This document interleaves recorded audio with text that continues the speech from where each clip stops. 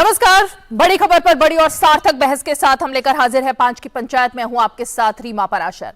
MCD चुनाव को लेकर आम आदमी पार्टी ने आज 10 गारंटी उसकी घोषणा की। इससे पहले बीजेपी ने अपने शपथ पत्र को सामने लेकर के आए थे बीजेपी वाले। लेकिन सवाल जो आज खड़ा हो रहा है वो सबसे ज्यादा अहम ये है कि कूड़ा, एक तरफ कूड़े की राजनीति तो हो ही रही है, उस पर आम आदमी पार्टी अपना मुद्दा उठा रही है, बीजेपी उस पर पलटवार कर रही है। दूसरी तरफ यमुना की सफाई जो है वो एक मुद्दा है।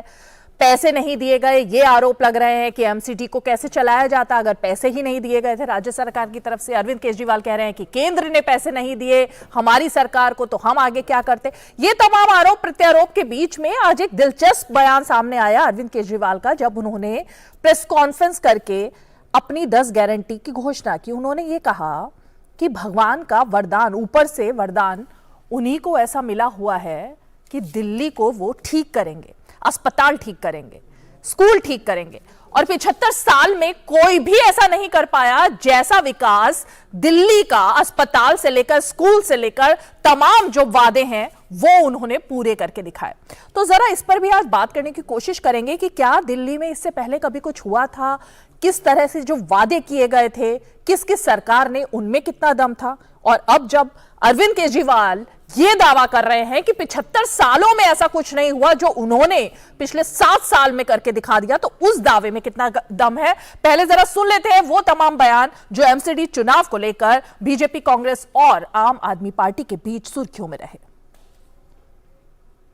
ये ऊपर वाले से वरदान मिला हुआ है मेरे को, इनको नहीं मिला हुआ। ये जादू मैं ही कर सकता हूं और कोई कर ही नहीं सकता। हम स्कूल ठीक करते हैं, वो यही कर सकता है पूरे देश में, और स्कूल ठीक कोई नहीं कर सकता। तो मनीष सिसोदिया हमारे पास ये, उनके पास नहीं है। हम अस्पताल ठीक करते हैं, वो सतिंदर जी नहीं कर सकते। आज तक 75 साल में कोई पैदा ही नहीं हुआ इस देश में जो अस्पताल ठीक कर दे, मोहल्ला क्लिनिक बना दे। गारंटी का सवाल है, जो वारंटी में है वो गारंटी क्या देंगे। जिन लोगों की खुद की आज वारंट चल रहे हैं, जिनके लिए आज करप्शन पे वारंट है, वो क्या गारंटी देंगे। भारतीय जनता पार्टी पूछना चाहती है पिछली गारंटियों का क्या हुआ। हर झुग्गी वाले को वही मकान मिलेगा। आज उन 10 गारंटियों में ये गारंटी क्यों वापस नहीं आई।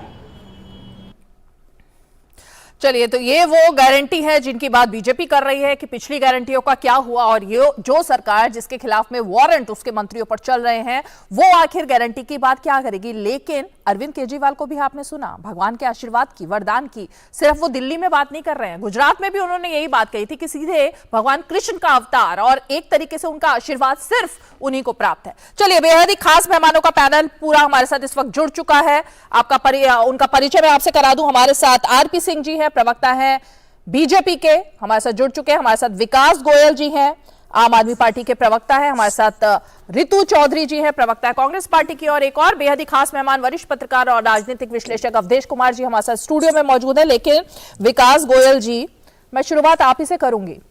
अरविंद केजरीवाल जी जो कह रहे हैं कि 75 साल में ऐसा वरदान और आशीर्वाद किसी को प्राप्त नहीं था कि कोई स्कूल ठीक कर पाता, अस्पताल ठीक कर पाता, तो क्या इस दावे को हम ये माने कि 75 साल से पूरे देश में और खासकर दिल्ली में ना अस्पताल ढंग से बन पाए, ना स्कूल ढंग से बन पाए, ना ही कोई काम हो पाया, वो सिर्फ आपकी सरकार ने ही 7 साल में किया है?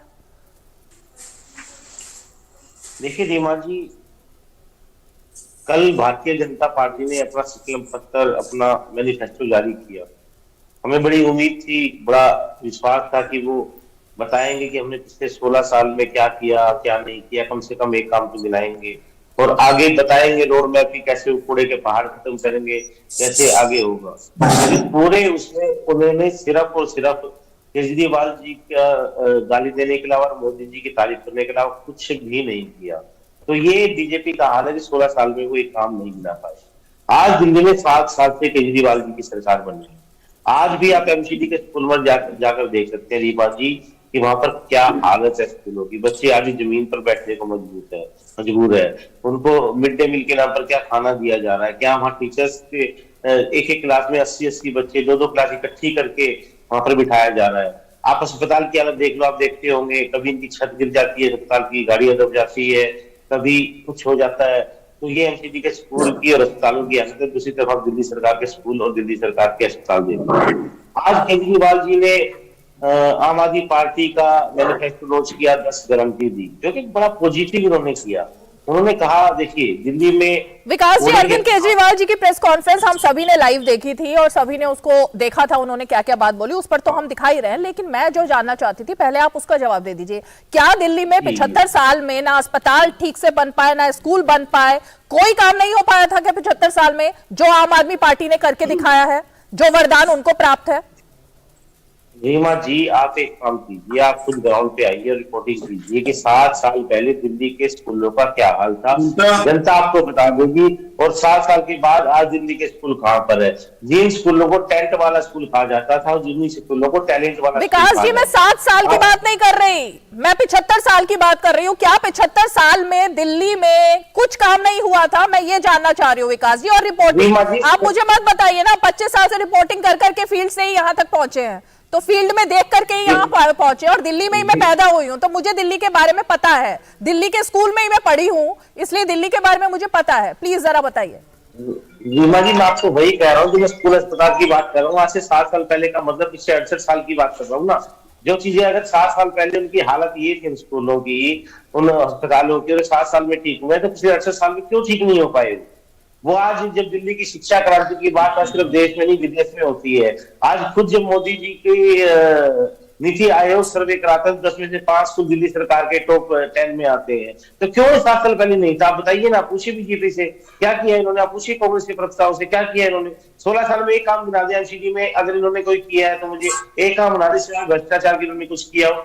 तीनों तरफ कूड़े के पहाड़ बना दिए, कहीं भी आओ कूड़े के पहाड़ आपका स्वागत करते हैं। जिधर किताब पड़ा है कभी। अरे सर विकास जी, मैं कूड़े के पहाड़ पर आती हूँ मैं अभी, तो क्योंकि आज एक बड़ा चौंकाने वाला बयान आया ना, स्कूल और अस्पताल की मैं बात कर रही थी, मैं वो जानना चाह रही थी कि 75 साल में कुछ नहीं हो पाया। चलिए खैर, बहरहाल मैं ठीक है, मैं एक एक करके जरा कांग्रेस और बीजेपी पर ही आती हूँ, क्योंकि उन पर ही आप लोग आरोप लगा रहे हैं। आरपी सिंह जी, 75 साल में, खैर बीजेपी तो अपने आप को क्लेम नहीं कर पाएगी, लेकिन क्योंकि 15 साल से एमसीडी में तो आप ही हैं और एमसीडी की ही चर्चा इस वक्त शुरुआत से हो रही है आम आदमी पार्टी की तरफ से, कोई काम नहीं कर पाए। एमसीडी के स्कूलों की हालत बद से बदतर है क्या?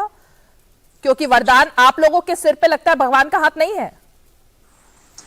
पहली बात तो जिनके सिर पे वरदान है, वो वरदान किस चीज के लिए? कि दिल्ली को लूटने के लिए। ऐसा वरदान उन्होंने कहा, कौन से भगवान से लिया है, कौन से प्रभु से ऐसा वरदान लिया कि हम दिल्ली के अंदर एक के बाद एक घोटाले करें, एक के बाद एक बड़ा स्कैम करें और उसको फिर हम वरदान की तरह बताएं। हाँ, इस बात का वरदान इनको जरूर मिला होगा, कोई शक नहीं है।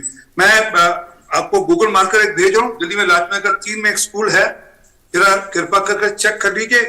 वह स्कूल दुनिया के 10 टॉप स्कूल में आता है। एमसीडी का स्कूल है हमारा, मतलब ये इनका चलाया हुआ स्कूल नहीं है, दुनिया के टॉप। और ये मैं नहीं कह रहा, ये वर्ल्ड ऑर्गेनाइजेशन की तरफ से है। ये आप चाहे तो भेजें मुझको, मुझे लाजनगर 3 की जानकारी नहीं थी, ये था कि जहाँ के स्कूल है। विषय ये नहीं है स्कूलों की बात, हॉस्पिटल की बात। इससे पूछिए पिछले 8 साल में इन्होंने क्या एक नया स्कूल बनाया दिल्ली के अंदर? जब कोरोना आई थी तो घर घर पे कूड़ा उठाने के लिए कॉर्पोरेशन के लोग जा रहे थे, एमसीडी के लोग जा रहे थे, इनके ऐसे कोई नहीं जा रहे थे। हमने एमसीडी के सारे एम्प्लॉय पक्के कर दिए। इनके 16,825 टीचर आज भी कच्चे हैं जो सरकारी स्कूल में चल रहे हैं। करते हैं बड़ी बड़ी। मैं टोका नहीं, विकास गोयल साहब सुनने की क्षमता रखिए। मैंने आपको एक बार नहीं टोका, थोड़ा मतलब आपने बोला, मैंने टोका नहीं, अच्छी बात नहीं। ये डिबेट है और दूरदर्शन की डिबेट है। वो टोक नहीं रहे, उनका शायद फोन आ गया था, वो टोक नहीं रहे। वो अच्छा, हाँ, एक एक करके बात करेंगे। हाँ जी, धन्यवाद धन्यवाद, बहुत कृपया। तो जो मैं कह रहा था कि इनके पास तो सिर्फ एक ही प्रकार का वरदान है, कमाई करने का, और कमाई कर उस कमाई से अगले स्टेज पे जाकर, राज्य में जाकर चुनाव लड़ने का। अभी आपके टीवी स्क्रीन पे चल रही है कैसे स्कूल हैं इनके। आए जरा मैं आपको दिखा दूंगा मेरे क्षेत्र में कैसे स्कूल में समझ लग जाएगी कैसे स्कूल चलाते हैं। हर साल 9वीं के बाद 1 लाख बच्चा ड्रॉप आउट होता है। दिल्ली में 70% स्कूल से ज्यादा, 70% स्कूल के अंदर आज भी साइंस और कॉमर्स ही पढ़ाया जाता। लगभग 850 के लगभग स्कूल हैं, उसमें से 800 जैसे ज्यादा स्कूलों में प्रिंसिपल नहीं है, 415 स्कूलों में वाइस प्रिंसिपल नहीं है। अरे इनके तो जो अथॉरिटीज के जो इनके एजुकेशन डिपार्टमेंट के लोग, मैं वीडियो भेज दूंगा, ये सब वो बता रहा हूँ। जब साक्ष्य मेरे बारे में समझ लीजिए, मैं कभी बिना साक्ष्य बात नहीं करता। वीडियो रिकॉर्ड है, इनके लोग जाते हैं, कहते हैं आप प्रश्न का उत्तर प्रश्न लिख के दे देंगे, हम आपको पास कर देंगे। वो हॉस्पिटल की बात कर लेते हैं, दिल्ली के अंदर आज भी म्युनिसिपल कॉर्पोरेशन लगभग 123 डिस्पेंसरियां चलाती हैं और 115 जच्चा बच्चा केंद्र चलाते हैं। हर गरीब आदमी अपने जच्चा बच्चा के लिए इनके अस्पतालों में नहीं जाता। आपको याद है कोरोना के अंदर एलएनजेपी की क्या तस्वीरें आ रही थी, क्या हालत थी, और ये घर में दुबक कर बैठे थे इनके मुख्यमंत्री, इनके हेल्थ मिनिस्टर, बाहर नहीं निकले बिल्कुल पूरी कोरोना के अंदर। वो शुक्र है होम मिनिस्टर साहब अमित शाह जी, जिनको बाद में कोरोना भी हो गया इसके चलते हुए, वो आए, उन्होंने हॉस्पिटल का पूरा विजिट किया, मुआयना किया, वहां के लोगों का उत्साह बढ़ाया, डॉक्टरों का उत्साह बढ़ाया, तो जाकर एलएनजेपी हॉस्पिटल की हालत ठीक हुई, उस काबिल हुआ कि लोगों ने दाखिल लेना शुरू किया। ये तो जिस प्रकार के वीडियो आ रहे थे, 1 मिनट दे दीजिए सब, 1 सेकंड हाँ। दिल्ली के मोहल्ला क्लिनिक का गाना गाते हैं। आपको ध्यान दिला दूं, हाल में 3 बच्चों की मृत्यु हुई मोहल्ला क्लिनिक में दवाई लेकर, और कुछ उतने ही बच्चे हॉस्पिटल में दाखिल हुए क्योंकि मोहल्ला क्लिनिक में जो दवाई दी जाती है वो कल दी जा रही थी। सिर्फ बड़ा बड़ा ढोल पीटने से थोड़ा काम होगा। लोगों को पता है कि जब कोरोना था तो घर पे दवाई देने के लिए एमसीडी के एम्प्लॉई आते थे, इनके नहीं आते थे। और दिल्ली में 15,000 पार्कों की रखरखाव एमसीडी करती है, ये नहीं करते किसी पार्क की रखरखाव। उनमें आरपी सिंह जी, मैं एक एक करके आती हूँ, ये इसका तो मैं जवाब जरा अभी विकास जी से लूंगी ही, लेकिन जो अरविंद केजरीवाल आंकड़ा दे रहे हैं, आप आंकड़ों पे बात करना चाह रहे हैं ना, तो एक आंकड़ा वो भी दे रहे हैं। वो कह रहे हैं कि 2 लाख करोड़ रुपए 15 साल में खर्च किए गए हैं। आखिर वो कहां किए गए हैं? एमसीडी की जो हालत पहुंची है, आप कह रहे हैं कि पैसा नहीं मिला, कर्मचारियों को लेकर के आप सवाल खड़े कर रहे हैं, उनको वेतन नहीं मिला, ये आंकड़ा तो अरविंद केजरीवाल भी दे रहे हैं, तो ये पैसा कहां खर्च हुआ है? मैं चाहूंगा वो कृपा कर उस आंकड़े को अपने किसी सरकारी अफसर से ऑथेंटिकेट करा दें, क्योंकि उनको तो आजकल फाइलें अफसरों से मंगाने की बड़ी आदत पड़ गई है कि फाइलें भेजो मेरे को, जिन फाइलों पे मेरी कार्रवाई हो रही है। किसी एक अफसर से ये खाम में बताए ना, कुछ भी बोल देना, कुछ भी कह देना, इनकी आदत है। परंतु जो मैं अब मैं बोलने जा रहा हूं उसको मैं ऑथेंटिकेट करा दूंगा। फिफ्थ फाइनेंस मिशन के अनुसार 40,000 करोड़ रुपया देना है दिल्ली सरकार ने एमसीडी का। मैं उसको डॉक्यूमेंट अभी आपको डिबेट के दौरान, जैसे दूसरे पैनलिस्ट को लेंगे, मैं आपको डिबेट के दौरान भेज दूंगा उसके डॉक्यूमेंट। सच ये है कि इन्होंने एमसीडी का गला घोट रखा, उसके बावजूद भी एमसीडी ने अपना भरपूर काम किया। दिल्ली के अंदर आज एक भी ढलाव नहीं है, एक भी ढलाव, सब ढलाव बंद कर दिए गए हैं, सब जगह कॉन्ट्रैक्टर लगा दिए गए हैं। ठीक है, चलिए मैं जरा, क्योंकि आपने इतनी जो बातें बोली, विकास जी के पास जाऊं, लेकिन जरा मैं ऋतु जी के पास भी जाऊंगी, क्योंकि वरदान की ही हम जरा आज चर्चा पहले उसी पर मैं करना चाहती हूँ, और इसी पर मैं जरा अवधेश जी से भी जानना चाहूंगी, क्योंकि वो भी दिल्ली में इतने समय से रह रहे हैं। तो क्या दिल्ली की हालत वाकई में 75 सालों में इतनी खराब हो गई है कि उस पर यह बात कहनी पड़ी है, इसमें भगवान को बीच में लाना पड़ा, वरदान की बात की गई? ऋतु जी, सबसे लंबे समय तक तो कांग्रेस सत्ता में रही, सीधे सीधे आरोप आप पर अरविंद केजरीवाल जी ने आज लगाया है, और वो ये कह रहे हैं कि 75 साल में किसी के अंदर इतनी हिम्मत नहीं थी कि वो अस्पताल बनवा पाए, मोहल्ला क्लिनिक बनवा पाए, और ऐसा काम कर पाए दिल्ली में जो आम आदमी पार्टी कर रही है, जो वो कर रहे हैं, मनीष सिसोदिया कर रहे हैं, सत्येंद्र जैन कर रहे हैं। तो ये तो फेलियर फिर आपका हुआ ना उनके हिसाब से। ये कांग्रेस के बनाए हुए ही रोड है जिसपे केजरीवाल जी चल के चुनाव प्रचार के लिए जाते हैं। वो कांग्रेस सरकार में ही बनी जेल है जिसमें इनके मंत्री बैठे हुए हैं। वो कांग्रेस सरकार द्वारा बनाए हुए ही अस्पताल हैं जिसमें ये अपना इलाज कराए। वो कांग्रेस सरकार द्वारा बनाए गए फ्लाईओवर हैं जिनका ये रिबन काटते फिरते हैं। और जिस 2 लाख करोड़ की आपने बात करी ना कहीं मैं इससे सहमत हूं कि 2 लाख करोड़ रुपया खर्च तो हुआ है,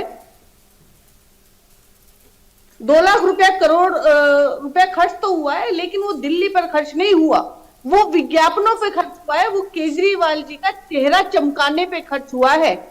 वो जनता का जो पैसा है, जी बोलिए। जनता का जो पैसा है वो लूट कर इन्होंने अपने चेहरे चमकाए हैं, जगह जगह होर्डिंग पोस्टर्स लगवाए हैं, वो सब पैसा जो है विज्ञापन में खर्च किया। फिर वो पैसा जो है पंजाब में खर्च किया, अब पंजाब से लूट कर जो है वो गुजरात में खर्च किया जा रहा है। आप ये मेरे को बताइए कि ऐसा कैसा मुख्यमंत्री होता है कि जो अपने ही राजस्व पे डाका डाल लेता है, अपनी ही राजस्व की कमाई पर डाका डाल ले, ऐसे कैसे मुख्यमंत्री? और जो ठग को भी ठग ले उनसे भी जो है जेल में जो है रंगदारी मांग ले, वो कैसे मुख्यमंत्री होते, वो कैसे मंत्री होते? आप बताइए रीमा जी मेरे को कि ये मंत्री है, ये मुख्यमंत्री है, ये रंगदारी लेने वाले जो हफ्ता लेते हैं, ये उस प्रकार की मैं वो यूज नहीं करना ठीक चाहती है। हूँ नहीं, नहीं, राष्ट्रीय रितु जी, चैनल पे। रितु लेकिन जी। क्या आपके हिसाब से ये तर्क संगत है?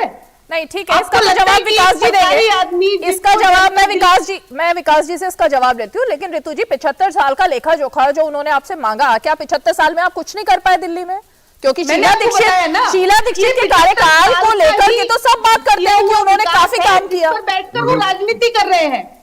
चलिए, ठीक है। ये 75 साल का किया हुआ कांग्रेस का विकास ही है, जिस पर बैठकर केजरीवाल जी राजनीति कर रहे हैं। वो केवल दिल्ली में ही विकास नहीं, वो पंजाब में भी हमारा किया हुआ विकास है।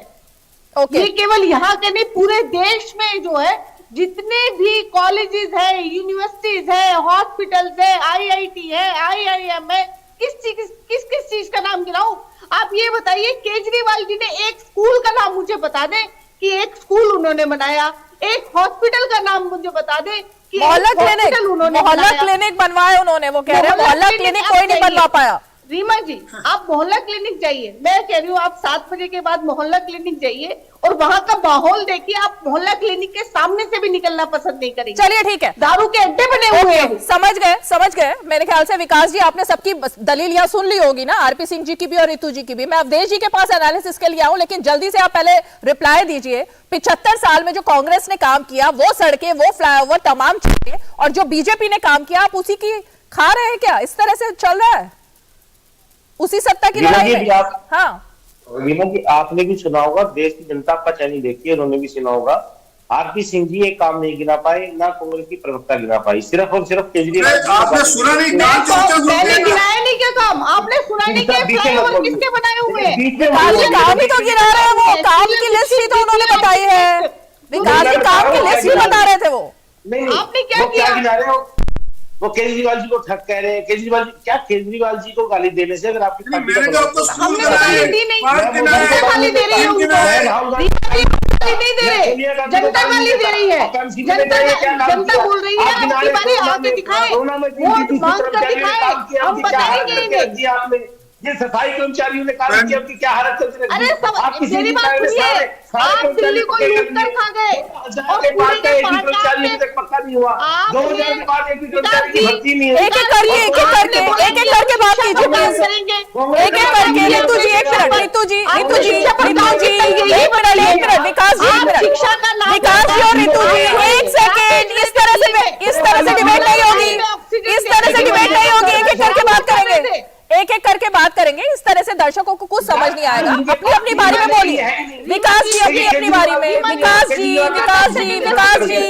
जी अपनी अपनी बारी में बोलेंगे, रितु जी बीच में नहीं। हाँ, आपने एक सवाल खड़ा किया, विकास जी जो बोल रहे हैं उनका कंप्लीट होने दीजिए, उसके बाद में दोबारा आऊंगी। और अवधेश जी भी वेट कर रहे हैं, लेकिन विकास जी जल्दी से जवाब दीजिए। उन्होंने अपने काम ही गिनाए हैं, वो बता रही हैं कि क्या काम शीला दीक्षित के समय में हुए, और आरपी सिंह जी बता रहे हैं क्या काम एमसीडी में उन्होंने करवाए। तो ये काम ही तो बताना हुआ ना। हाँ, मैं भाई आपको बता रहा हूँ, दिल्ली के अंदर आज हर सड़क पर एलईडी लाइट है। आरपी सिंह जी नहीं, एक एक करके। हाँ, विकास जी। आरपी सिंह जी बड़े वरिष्ठ वक्ता है, लेकिन वो एमसीडी का बचाव कर रहे हैं। उनके साथ तकलीफ ही है। उन्होंने कहा कि हमने एमसीडी में सभी सफाई कर्मचारी पक्के कर दिए। आपके चैनल में बड़ी जिम्मेदारी से मैं कह रहा हूँ रीवा जी, 2000 के बाद का एक भी सफाई कर्मचारी पक्का नहीं हुआ, और 2000 के बाद से एक भी नए सफाई कर्मचारी की भर्ती नहीं की गई, जबकि दिल्ली की जनसंख्या 2000 से आज 4 गुना बढ़ गई होगी। आज जो हमारी कांग्रेस की प्रवक्ता बड़े बड़े दावे कर रहे हैं, अगर इतने काम किए होते तो 2 बार 0 भी जनता लेके आती, 2 बार 0 सीट। मतलब इनको खुद सोचना चाहिए आज इनकी हालत क्या हो गई है कि राहुल गांधी एक तरफ भारत जोड़ो यात्रा निकालते हैं, तो राजस्थान तोड़ो यात्रा निकल रही होती है। आज राहुल गांधी और प्रियंका गांधी, सोनिया गांधी की हिम्मत नहीं है कि गुजरात में जाके प्रचार करें, मतलब पहले ही हार मान कर ये बैठे हैं। तो कांग्रेस क्या बात करी, 3 में है ना 13 में है, आज उनकी हालत आप देख लो। और बीजेपी के सिंह साहब से मैं कहना चाहता हूँ, आरपी सिंह जी, आप मुझे काम मिला दीजिए। आपने कहा 13,000 रुपए लेने, कोर्ट में जब आपका वकील जाता है आरपी सिंह जी, तो वहां पर वो कहते हैं हमें कुछ नहीं लेना दिल्ली सरकार से, हमें लोन दिला दीजिए। और 9500 करोड़ का लोन आज एमसीडी में दिल्ली सरकार का है। आप अपने अफसरों से, मेयर से पूछ लीजिए, 9500 करोड़ का लोन है। विकास जी कुछ डेटा मेरे पास भी है, मैं उस पर भी आऊंगी, लेकिन जरा एक बार मैं अवधेश जी को डिबेट में ले आती हूँ, फिर मैं आप पर और आरपी सिंह जी के पास जो डेटा है और मेरे पास जो डेटा और आपके पास भी जो आंकड़े हैं, जरा उस पर भी चर्चा कर लेंगे। लेकिन अवधेश जी, एमसीडी चुनाव के बीच में ये जो बार बार जादू मुझे आता है, वरदान मुझे प्राप्त है, मेरे पास केजरीवाल है, ऐसा अभी राघव चड्ढा का भी एक बयान आया था, कृष्ण के बारे में बात होती है, कंस की औलाद के बारे में बात होती है। ये जो तमाम इस तरह के बयान है, आम आदमी पार्टी की शुरुआत क्या इन सब को लेकर हुई थी? और ये सब चीजें कहां से बीच में आ रही हैं? ये दिल्ली में 75 साल में कभी कुछ नहीं हुआ और अब वरदान प्राप्त हुआ है। रीमा, सबसे पहले तो हम लोगों को, चूंकि विकास जी एक ऐसे पार्टी के नेता के कार्यकर्ता हैं और प्रवक्ता हैं जिन्होंने उंगली उठा रहे थे केजरीवाल जी, सीधे आकाश से ईश्वर का वरदान सीट से होते हुए उनके पैर तक आता है। तो ऐसी पार्टी के प्रतिनिधि से थोड़ा सा शांति से सवाल पूछे। और आरपी सिंह और कांग्रेस के लोगों को भी ध्यान रखना चाहिए कि भारत में एकमात्र पार्टी है जिसके नेता का डायरेक्ट नेटवर्क सीधे ईश्वर से जुड़ा हुआ है। वहीं से उनको सब चीज, वहीं से उनको आभास होता है, वहीं से उनकी योजनाएं बनती है। उन्होंने कहा मेरे अलावा तो कोई है ही नहीं। मैं केवल आपकी बात का उत्तर देने से पहले, आप कवर कर रही थी, जरा 2015 के चुनाव को याद करिए। 3 घोषणाओं पर जो सबसे ज्यादा जगह जगह दिल्ली में बैनर पोस्टर लगे थे, याद आपको होगा। एक था संपूर्ण दिल्ली में सरकार बनते ही फ्री वाईफाई, 2015, बिल्कुल याद है आपको, सब लोग इंतजार कर रहे थे।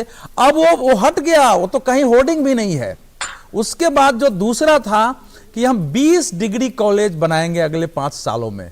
आपके पास 20 डिग्री ईश्वर का वरदान पता नहीं उसके लिए आया कि नहीं आया, क्योंकि कई साधु स्वामी संतों के पास मैं जाता हूं, उनसे लोग पूछते रहते हैं तो बोलते हैं अभी ऊपर का आदेश नहीं आया है। तो क्या ऊपर का आदेश उनको नहीं आया था? और 500 विद्यालय, 20 डिग्री कॉलेज और 500 विद्यालय, बाकी भी मुझे बहुत सारी घोषणाएं उनकी याद है।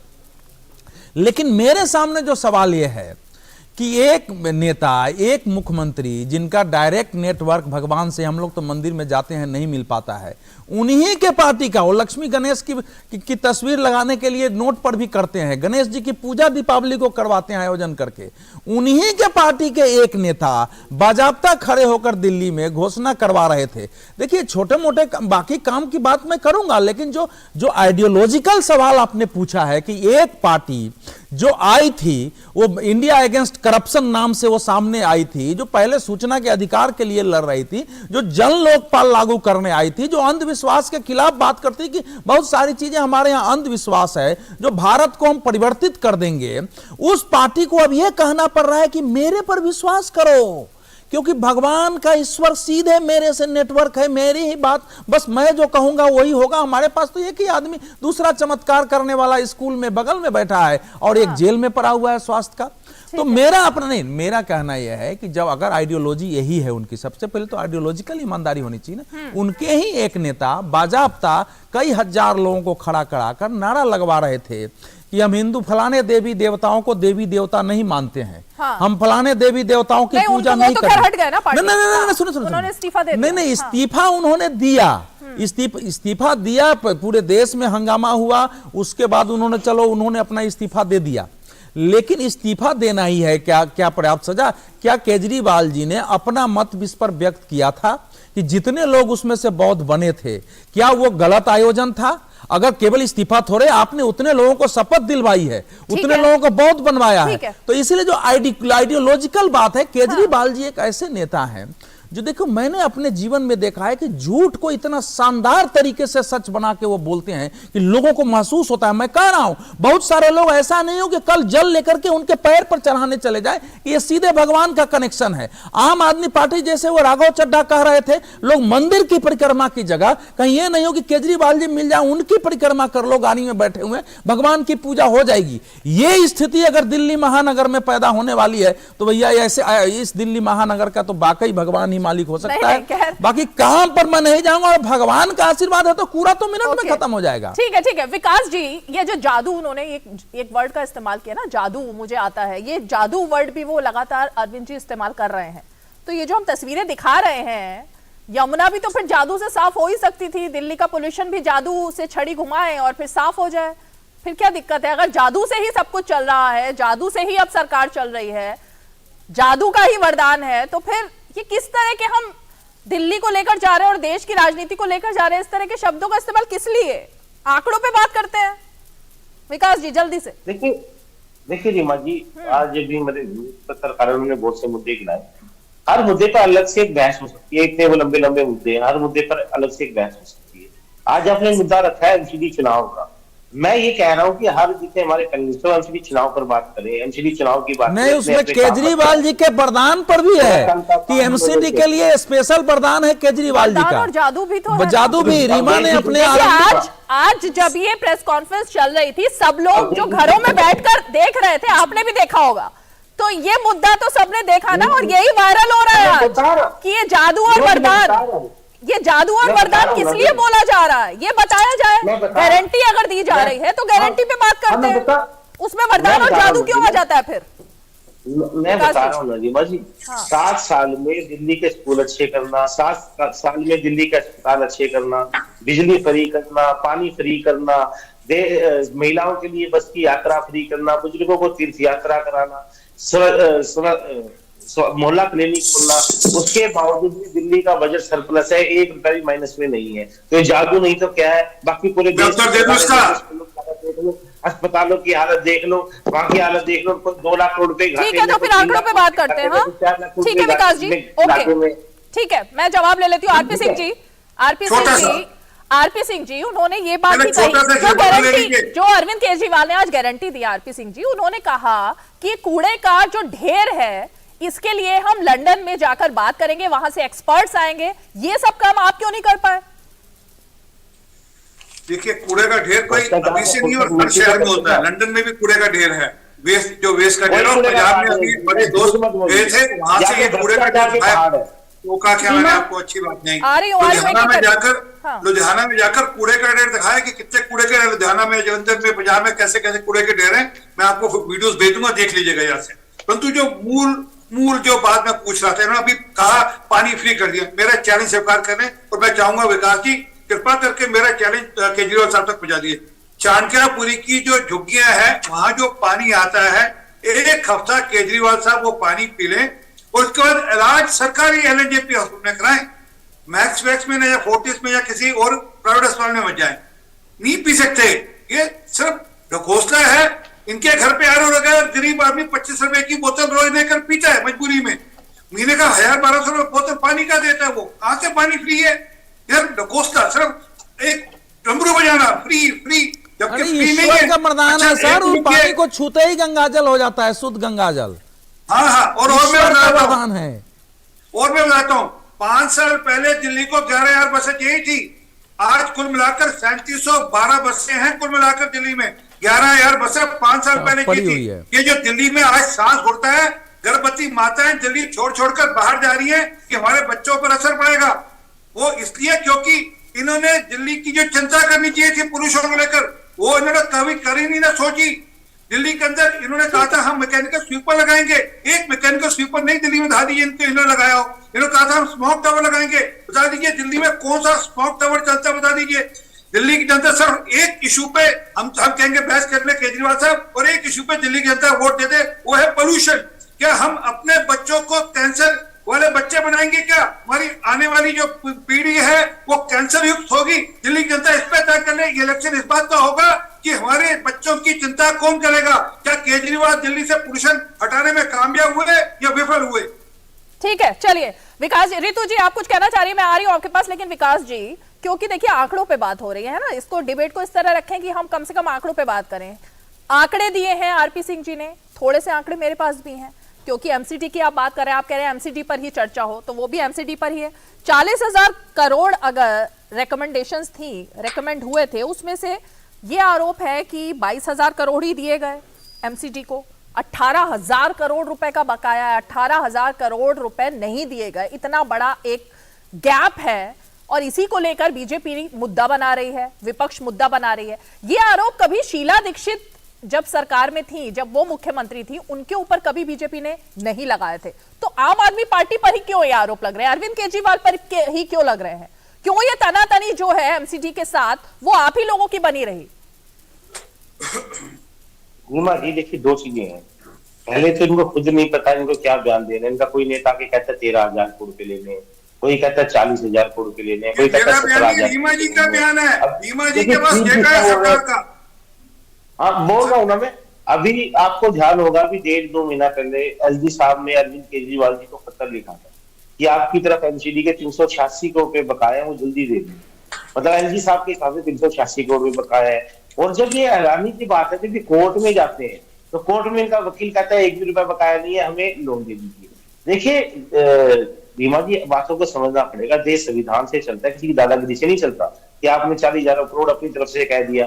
आज एक फार्मूला है कि जीएसटी अगर सेंट्रल गवर्नमेंट इकट्ठा कर दिया तो उसका कितने परसेंट स्टेट को देना है, दिल्ली गवर्नमेंट को देना है, दिल्ली गवर्नमेंट इकट्ठा कर दिया उसका कितने परसेंट सिविक बॉडी को देना है। ये दिल्ली सरकार तो जो दे रही है वो दे रही है। मैं आपकी से पूछना चाहता हूँ, 2017 में इन्होंने अपने संकल्प पत्र में कहा था सेंट्रल से सीधा पैसा लेके आएंगे। आज ये कितना पैसा लेके आए? दिल्ली को छोड़ दो आप, नोएडा को, फरीदाबाद को, गाजियाबाद को, पर आदमी 472 रुपए भारत सरकार पर आदमी सिविक बॉडीज को देती है। दिल्ली ने ऐसा क्या गुनाह किया, दिल्ली के लोगों ने ऐसा क्या गुनाह किया, दिल्ली के नागरिकों ने ऐसा क्या गुनाह किया जो दिल्ली के नागरिकों को पहला व्यवहार किया जाता है? सिर्फ दिल्ली के नागरिकों को 472 रुपया नहीं मिलता, जबकि 2004 से भाई जब मनमोहन सिंह जी प्रधानमंत्री से कानून बनाया गया था सिविक बॉडीज में हर आदमी के हिसाब से 472 रुपया दिया जाएगा। उस हिसाब से कैलकुलेट करोगे तो सेंट्रल गवर्नमेंट 14-15 हजार करोड़ रुपए एमसीडी को देने हैं, लेकिन एक पैसा सेंट्रल गवर्नमेंट से लेके आए तो बताए 2017 का इनका संकल्प पत्र उठाकर आप देख लीजिए, 3 नंबर पॉइंट पे सीधा सीधा लिखा हुआ है। मनोज तिवारी जी ने कहा था हम सारा पैसा सेंट्रल गवर्नमेंट से लेके आएंगे। इन्होंने कहा था हम सारे कर्मचारी पक्का कर देंगे, कर्मचारी पक्का नहीं। चलिए ठीक है, ओके, मैं जवाब ले लेती हूँ। आरपी सिंह जी, केंद्र सरकार क्या कुछ ऐसा कर रही है कि पैसा नहीं दे रही है? क्या ये पैसे का जो मामला है वही तो अरविंद केजरीवाल जी कह रहे हैं कि पैसा पैसा पैसा, आप लोग सिर्फ पैसा पैसा किए जा रहे हैं और काम नहीं किए। तो ये पैसे का झंझट है कहाँ पर ये अटका हुआ है?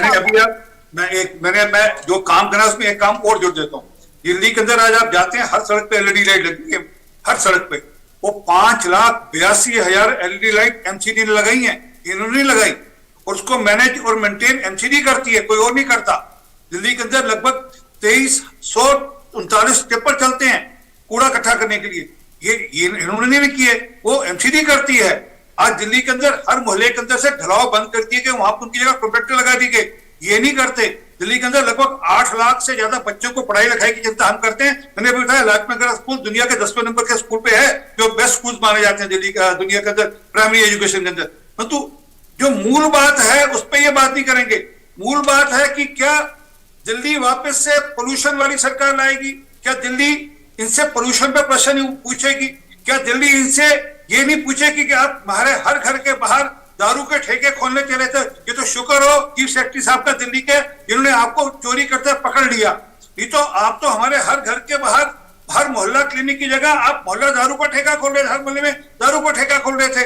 तो लोग इनसे ये प्रश्न पूछने वाले हैं, और लोग ये भी पूछने वाले हैं कि सिसोदिया साहब आपके अपने बच्चे कौन से स्कूल में पढ़ते थे, जरा बता दीजिए। दिल्ली के कौन से सरकारी स्कूल में, और ये जब मंत्री थे तब से उनके बच्चे बाहर पढ़ते थे, जरा बता दीजिए दिल्ली के कौन से सरकारी स्कूल में एमसीडी के या दिल्ली सरकार के कौन से स्कूल में इनके बच्चे पढ़े। तो आरपी सिंह जी वो यही तो दलील नहीं, वो यही दलील देते हैं। ये सवाल कई बार पूछा गया आम आदमी पार्टी से, वो ये दलील देते हैं कि मनीष सिसोदिया के बच्चे अब बड़े हो चुके हैं। 7 साल से आम आदमी पार्टी की सरकार है, उससे पहले तो यहाँ पर जो सरकार थी उस पर विश्वास नहीं था, इसीलिए बच्चों को बाहर पढ़ाने भेजते थे। नहीं अभी भेजा। अरे मैं तो जब वो स्कूल में पढ़ते थे तो कौन से स्कूल में पढ़ते थे ये बता दीजिए। ऐसा चलिए, जब ये बीमार होते हैं तो कौन से सरकारी अस्पताल में इलाज कराते हैं ये बता दीजिए। ये इनके पास तो रिकॉर्ड है। सत्येंद्र जैन, मनीष सिसोदिया, केजरीवाल, इनके मंत्री कौन से सरकारी हॉस्पिटल में जाकर इलाज कराते हैं ये बता दीजिए। ठीक है, ओके, पूछ लेती हूं। फर्जी पड़ रहा है इनका मामला। विकास जी कौन से अस्पताल में जाते हैं? जी रीमा जी, कोई क्राइटेरिया नहीं है आपकी सिंधी बात कर रहे हैं कौन जाते हैं। मैं बड़ा हैरान हूँ जब से विकास जी, ये सवाल तो बनेगा ना, कौन से अस्पताल में, मतलब ये डबल स्टैंडर्ड की का जो मुद्दा है इसी पर तो बात हो रही है ना, कि अगर अब सब कुछ अच्छा हो चुका है तो खुद कौन से अस्पताल जाते हैं? एक सेकंड आरपी सिंह जी, विकास जी बताएं जल्दी से। ठीक है रितु जी भी इंतजार करिए, बस आप ये बता दो कौन से स्कूल में और कौन से अस्पताल में। नहीं रीमा जी, मेरी बात तो सुनिए ना। मुझे जब इसका मतलब तो 75 साल में जितने आईएएस ऑफिसर है, राष्ट्रपति है, प्रधानमंत्री है, वो सब निकम्मे हैं कि उनके बच्चे बाहर पढ़ते हैं, वो बाहर इलाज कराते हैं, वो सब निकम्मे हैं। देश की बात नहीं करी मैंने, अधिकारियों को कहा कौन से सरकारी हॉस्पिटल में सरकारी स्कूल में जाकर पढ़े वो ये बता दीजिए। 75 साल का मुद्दा उठाया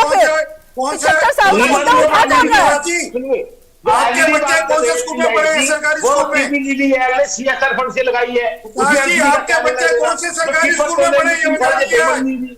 3 साल से तो पेमेंट नहीं मिली है। या आप किसी ने बैठकर क्या बातें कर रहे हैं? आपके बच्चे कौन से सरकारी स्कूल में पढ़े बता विकास जी, दीजिए। एक सेकंड आरपी सिंह जी। विकास जी, एक तो ना आपके हिसाब से तो कोई दूसरी पार्टी मुद्दा नहीं बनाएगी ना, और अपनी तरफ से उनको जो बोलना है वो तो उनको बोलने का हक है, आपको जो बोलने का हक है वही आरपी सिंह जी को भी बोलने का हक है। तो आप डिसाइड नहीं कर सकते ना डिबेट में कि वो क्या मुद्दा उठाएंगे। उनको ये मुद्दा लग रहा है क्योंकि आपने कहा बेस्ट मोहल्ला क्लिनिक, बेस्ट स्कूल 7 साल में बने, तो उन्होंने सवाल पूछा, उनका सवाल भी जायज है ना। तो आप नहीं बताएंगे उनको कि वो क्या उठाएंगे मुद्दा, इसका जवाब आप दे दीजिए, फिर रितु जी के पास चलते हैं। विकास जी, बच्चे कौन से स्कूल में एक पढ़ते सेकंड हैं? आरपी सिंह जी, जवाब सुनिएगा विकास जी जल्दी से। हाँ, लेकिन किसके बच्चे किस स्कूल में पढ़ते हैं ये कोई बहस का मैटर नहीं है। आज एक बात बताइए, क्या जो गरीब लोग हैं उनको अच्छी शिक्षा का अधिकार नहीं है?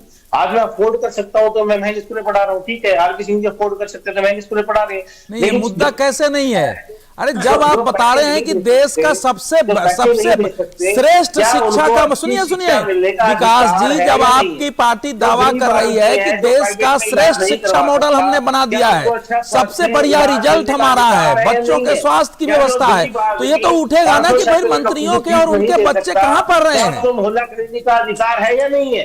है या नहीं है, मुझे बताइए। जो आदमी अफोर्ड कर सकता है, ठीक है। अभी हम स्कीम लेके आए जो बिजली अफोर्ड कर सकता है। अरे किसने कहा कि गरीबों को पढ़ने का अधिकार नहीं है? यहाँ तो बात है कि जहाँ गरीबों को पढ़ा रहे हैं वो आपके बच्चे पढ़ रहे हैं कि नहीं पढ़ रहे हैं? कहने का मतलब ये है, अगर दिल्ली में विशेष आपने व्यवस्था की है तो इसका उत्तर दीजिए। स्कूल अच्छे नहीं होंगे। आपका कहने का मतलब ये है कि जब तक पैसे वाले के बच्चे सरकारी स्कूल जी नहीं, किसी के कहने का मतलब नहीं है कि लोगों के कहने का मतलब यह है कि आप जो दावा कर रहे हैं वो दावा का सच कितना सही है ये बताने के लिए पूछा गया है। बच्चों को अच्छा इलाज न मिले, आप ये चाहते हैं कि अच्छे मोहल्ला क्लिनिक ना मिले, आप ये चाहते हैं कि हमारी माँ बहनें उनको फ्री बस यात्रा ना हो। आ गए विकास जी, यात्रा न करें। विकास जी एक सेकेंड, आप जो दलील दे रहे हैं आप सोचिए आप क्या बोल रहे हैं। एम्स के बारे में आप सुनते हैं ना, एम्स में तमाम केंद्रीय मंत्री, प्रधानमंत्री, कभी भी कोई भी बड़े नेता का आप देश में नाम ले लीजिए, कोई भी बड़े जो आप कह रहे हैं ना जो अफोर्ड कर सकते हैं, एम्स में जाकर इलाज कराते हैं, वो भी सरकारी है। तो आप सरकारी को क्या मान रहे हैं? आपने यहाँ सरकारी की तो एक अलग से ही डेफिनेशन दे दी है। सरकारी को आप खुद ही ये दिखा रहे हैं कि जो लोग अफोर्ड नहीं कर सकते सिर्फ वही बच्चे सरकारी स्कूल में पढ़ेंगे, जो अफोर्ड नहीं कर सकते वही अस्पताल में जाएंगे सरकारी के। तो आप खुद ही यहाँ डेफिनेशन बदल रहे हैं सरकारी की। तो आप क्या तस्वीर देना चाह रहे हैं? सरकारी स्कूलों में दाखिला आप खुद क्या डेफिनेशन दे रहे हैं ये सरकारी की? आप क्या बोल रहे हैं? आप मेरी बात को उल्टे कैसे पकड़ रहे हैं? मैंने कहा जो अफोर्ड कर सकता है। आखिरी बार कौन से सरकारी अस्पताल में जाकर इलाज कराया? मैं ये कह रहा हूँ कोई लेकिन सुविधा सुविधाएं मिलती है ना। नहीं विकास जी, आपने क्या बोला है? आपने क्या बोला है? खुद सोचिए, आप क्या कहना चाह रहे हैं? आप सरकारी को क्या बना रहे हैं? आप सरकारी स्कूल की क्या डेफिनेशन लोगों के दिमाग में डाल रहे हैं? सरकारी को ऐसा बना रहे हैं कि वहाँ कोई भी जाके पढ़ सके, चाहे वो गरीब का बच्चा हो चाहे अमीर का बच्चा हो। इसमें गरीब और अमीर कहाँ से आ गया? हम एजुकेशन की क्वालिटी पर बात कर रहे हैं ना, यहाँ पर हम क्वालिटी पर बात कर रहे हैं। यहाँ पर अफोर्ड करना शब्द क्यों आ जाता है फिर? आप 7 साल पहले जाकर देखिए स्कूल की क्या हालत थी। आज आपने एम्स की बात की, जो लोगों के लिए बना हुआ उसका खुद कैमरा लेकर बहुत देर से बोल रहे हैं विकास जी। और जो आप पब्लिक के लिए बनाओ क्या बना हुआ है देख लीजिए आप खुद जाकर एम्स में। क्या आरपी सिंह जी बात करेंगे? मैं जब से कह रहा हूँ 2 काम गिना दो। विकास जी आप एक ही बात को रट्टा लगाएंगे तो ऐसे नहीं होगा ना। कुछ सवाल जब खड़े होंगे तो उनका भी तो जवाब बनेगा। चलिए रितु जी, आपकी आवाज चली गई है, आपने म्यूट कर लिया है विकास जी, आपने म्यूट कर लिया है विकास जी, आपकी आवाज चली गई है। रितु जी कुछ कहना चाह रही है बहुत देर से। रितु जी। सीमा, पहली बात तो ये है कि आप पार्टी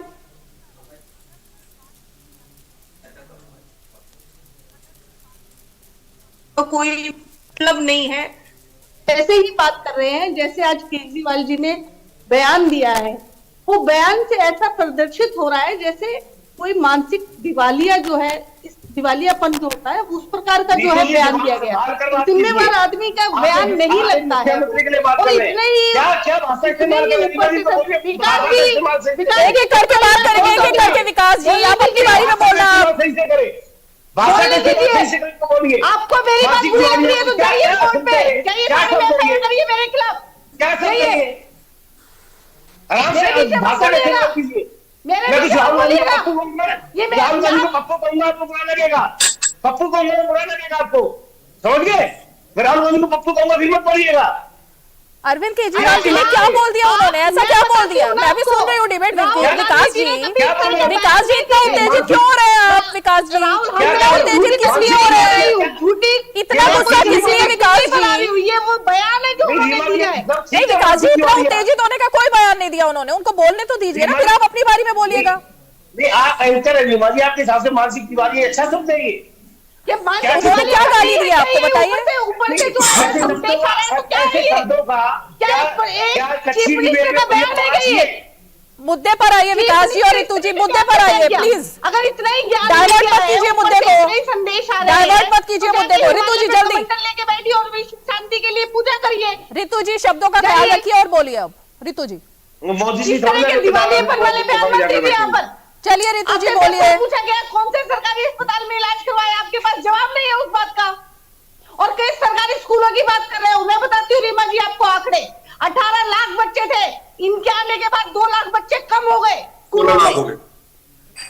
एक स्कूल ये बनवा नहीं पाए, एक अस्पताल ये बनवा नहीं पाए। और मैं बताती हूँ आपको, इनकी हमारे माननीय मुख्यमंत्री जी हैं दिल्ली के, दिल्ली में रेप हो जाता है, जो ब्रूटल रेप होता है वो हो जाता है, लेकिन उनकी धर्मपत्नी जो है वहां नहीं पहुंचती, लेकिन पंजाब इलेक्शन में पहुंच जाती है, क्योंकि वहां पे वोट चाहिए, वहां पे सरकार बनानी है।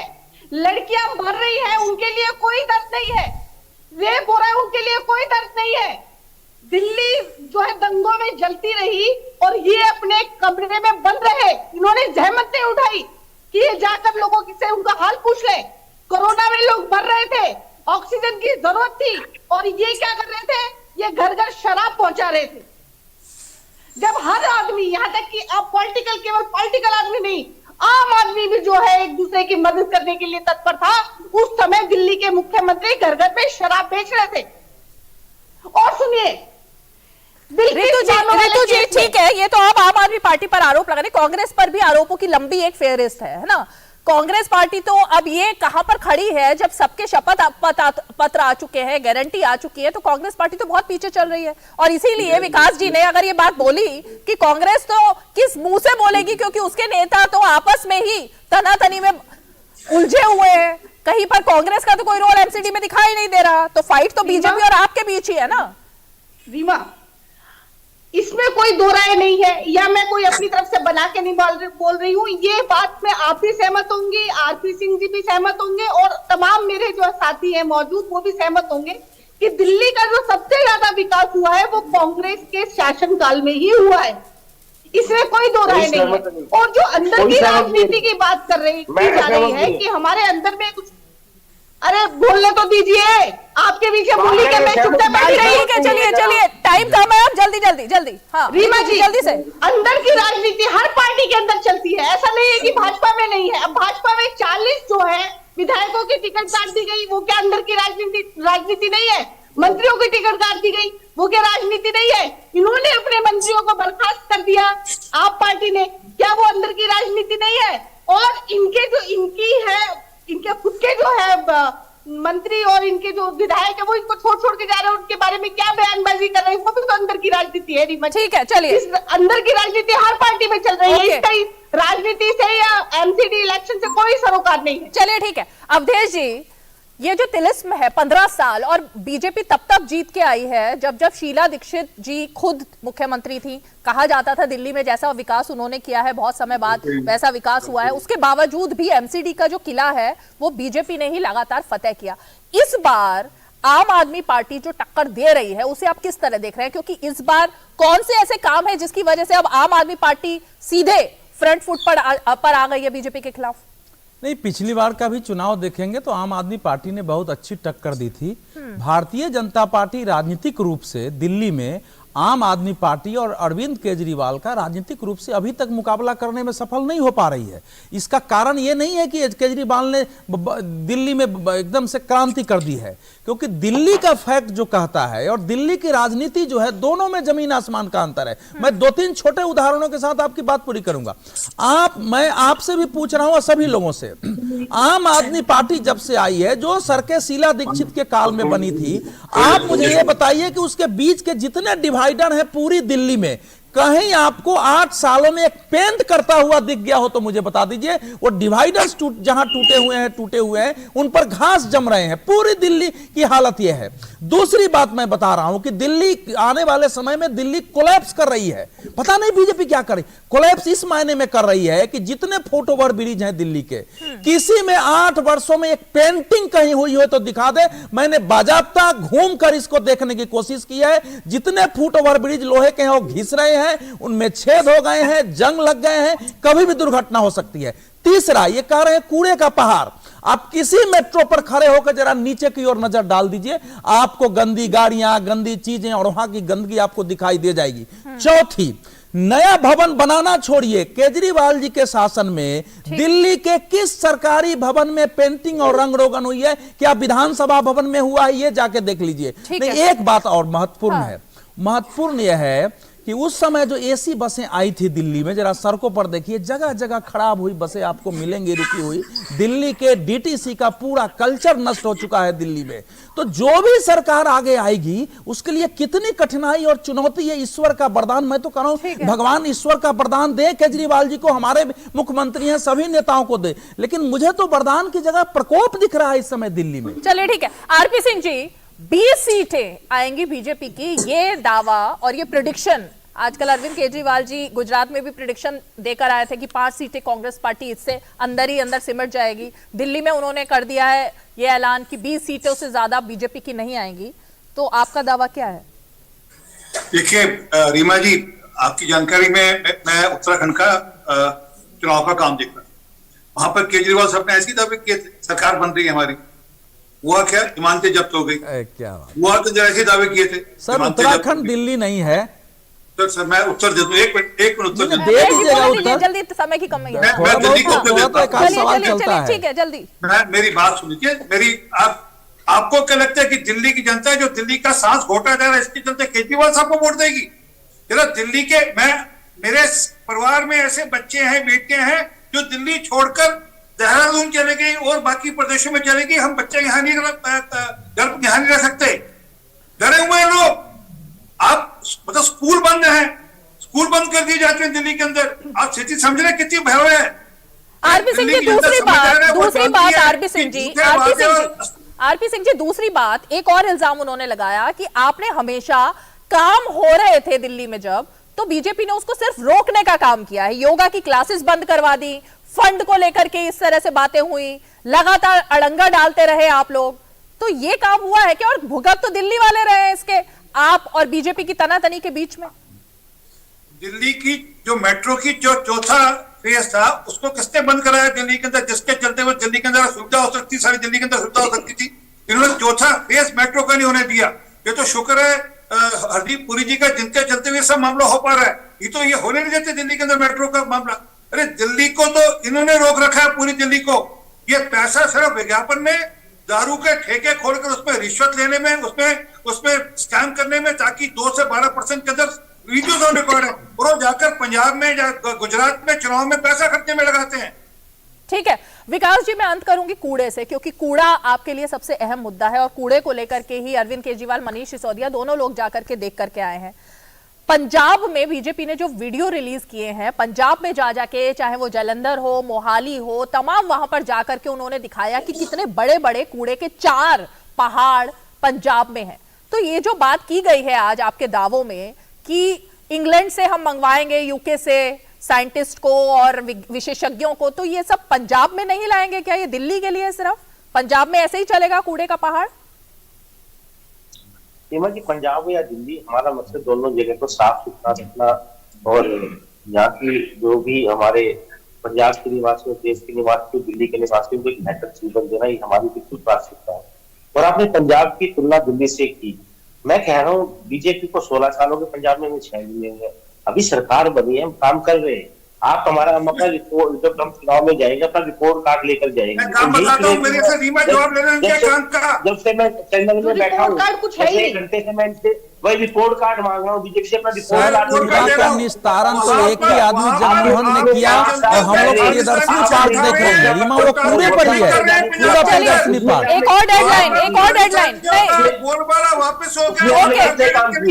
आप 15 साल में देखिए, नितिन गडकरी ने कूड़े के पहाड़ पर वो गए थे, उन्होंने कहा था कि दिल्ली सरकार सहयोग करे, इस पूरे कूड़े को हम हाईवेज के नीचे डाल करके और इस पर सड़क बन जाएगी, ये हो सकता है, वो नहीं हुआ है। और कूड़े का एक उदाहरण मैंने बोला सब लोग ने, समय की बात है, समय की बात है। प्रियदर्शनी पार्क है दिल्ली का, जगमोहन ने वो कूड़े पर ही बनाया था, उसने तरीका बता दिया था कि ये कूड़े का निस्तारण इस रूप में भी किया जा सकता है कि वहां एक पार्क बड़ा बन जाए। तो ये सारे मॉडल हमारे सामने हैं। मैं सिर्फ अंत में यही कहना चाहूंगी कि आप अब पंजाब में भी, चलिए आपकी अभी सरकार आई, यहाँ पे तो यमुना को लेकर भी तो फिर बीजेपी वही सवाल खड़े कर रही है ना कि जब 7 साल से नहीं हो पाया तो अब 1 साल में क्या हो जाएगा। तो इसलिए नई नई डेडलाइन और नई नई एक तारीख देने से अच्छा है कि सभी लोग अपना अपना काम बताएं, चाहे वो कूड़े को लेकर के हो, यमुना को लेकर के हो, तमाम चीजें हो। और विकास जी, इसका जवाब आपने अभी तक दिया नहीं पूरे शो में, और फिर आप बात बात पर नाराज भी हो जाते हैं। राजनीति में एक नया नाराज हो जाते हैं जब सवाल पूछो। ईश्वर के वरदान वाला एक नई पार्टी आई और नया संप्रदाय बना है। आम आदमी पार्टी अब एक पार्टी के साथ साथ एक पंथ भी है। चलिए ठीक है, ओके, कि दिल्ली में जो मॉडल लेके आएंगे, अभी एक कूड़े का ले आए। अब जैसे शिक्षा के नाम पे शराब बेच रहे थे ना, ऐसे ही अभी कूड़े के चलिए कूड़ा देख लीजिएगा। ठीक है, कूड़े को लेकर के तो राजनीति एकदम चरम पर है ही, और इसीलिए मेरी कोशिश थी कि मैं ये सवाल पूछूं, लेकिन विकास जी को गुस्सा तो कई बार आया, लेकिन बहरहाल बहुत बहुत शुक्रिया, बहुत बहुत शुक्रिया आप सभी खास मेहमान आज 5 की पंचायत के इस विशेष शो में जुड़े, आपका बहुत बहुत शुक्रिया। और इसीलिए जब बात एमसीडी चुनाव की आ रही है तो अभी तक मुद्दे कुछ गली मोहल्ले के हुआ करते थे, लेकिन इस बार बात अलग अलग राज्यों की भी हो रही है, पंजाब भी उसमें आ गया है। और इसीलिए तमाम जो वादे हैं, तमाम जो गारंटी है, उन सब के बीच अगर ये नारा दिया जा रहा है कि वरदान लेकर आए हैं, तो जाहिर तौर पर जनता पूछेगी ही कि इस वरदान का फल आखिर किसको मिल रहा है। बहुत बहुत शुक्रिया। आज 5 की पंचायत में इतना ही। सोमवार को फिर होगी मुलाकात, तब तक के लिए हमें दीजिए इजाजत। नमस्कार।